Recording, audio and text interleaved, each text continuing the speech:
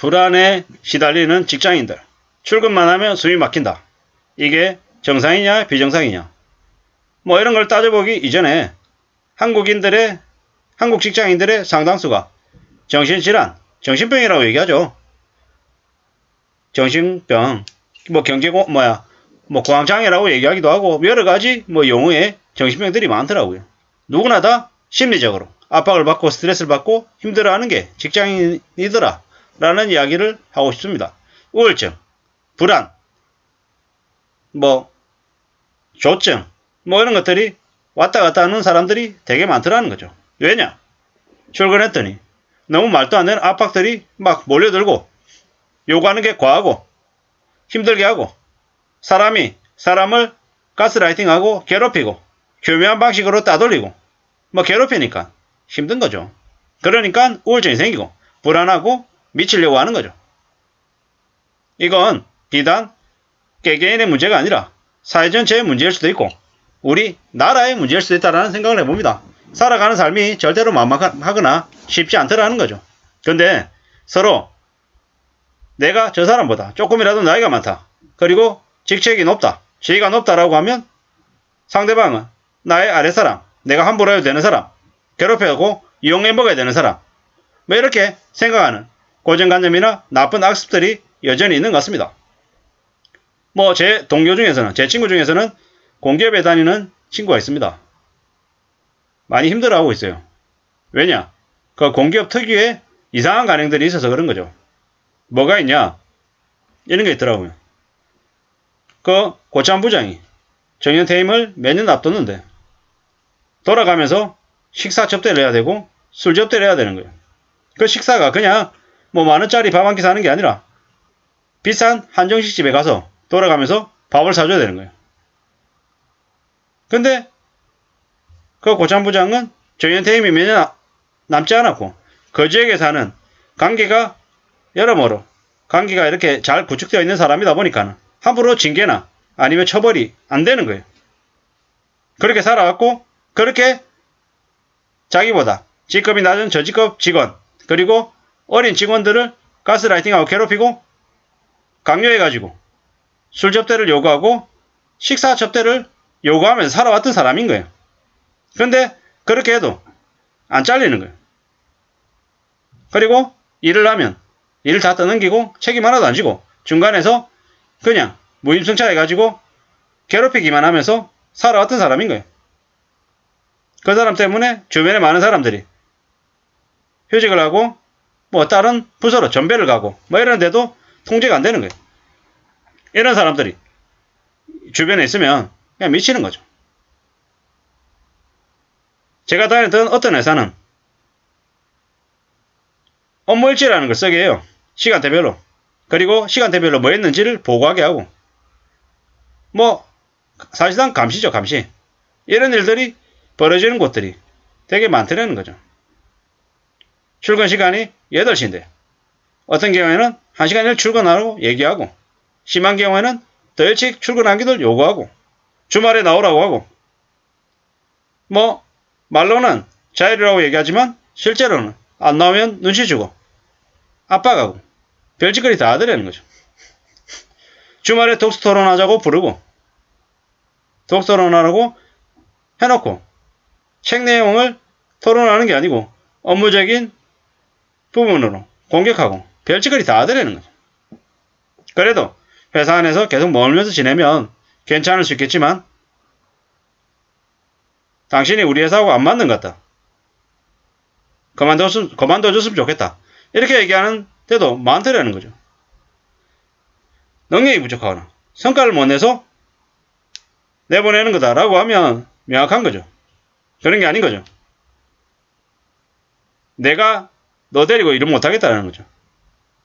네가 나한테 내가 안 하는 걸 무조건 시키는 대로 다 하는 스타일 아닌 것 같아. 그러니까 너는 그만둬. 이러는 거죠. 이런 양아치 같은 짓거리를 하는 이들이 너무 많은 거죠. 블랙 컴퍼니도 많고요. 시도 때도 없이 새벽에도 전화하고 퇴근 시간 이외에도 전화하는 건 애교. 아주 상소한 중요하지 않은 걸로도 시도 때도 없이 아침 저녁 시간 상관없이 주말 상관없이 미친듯이 전화해야 되고 괴롭히고 요구하고 강요하고 이런 일들도 적지 않다라는 거죠. 그런 척박한 환경에 사니까 불안하지 않으면 이상한 거고 우울하지 않으면 더더욱더 이상한 거죠. 이게 한국에 사는 직장인들의 한 단면일 수 있다는 거죠. 모든 직장인들이 다 그렇지는 않고 모든 동료들이 모든 윗사람들이 다 그렇다라는 건 아닙니다.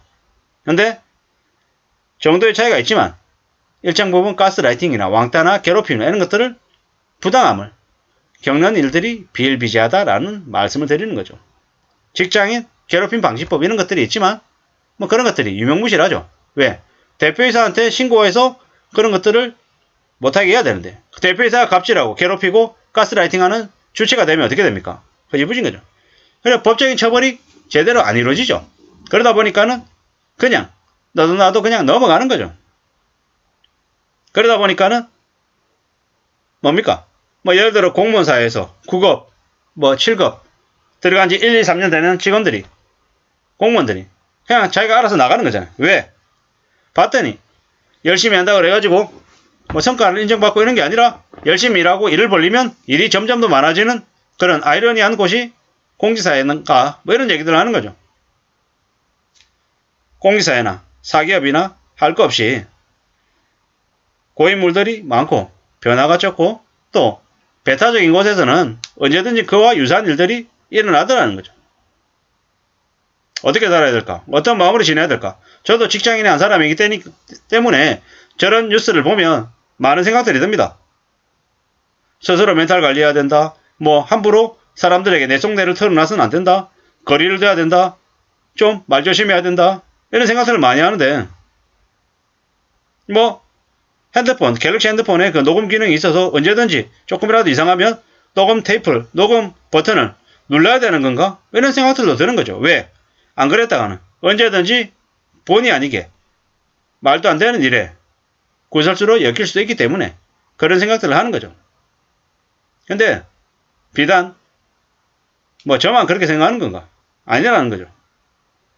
요즘 참 무서운 경우 되게 많습니다. 뭐 핸드폰 카톡 보내면 핸드폰 카톡 캡처해가지고 또 남들한테 뿌려버리고 아니면 녹취하고 아니면 자기가 했던 얘기를 교묘하게 다르게 얘기해가지고 곤란하게 만들고 음해하고 괴롭히고 공격하는 일들이 너무 많기 때문에 스스로 보호하기 위해서 좀 뭡니까? 보호기제 아니면 이렇게 좀 자신을 좀 숨기는 그런 모습도 좀 더 필요하겠다라는 생각도 드는 거죠.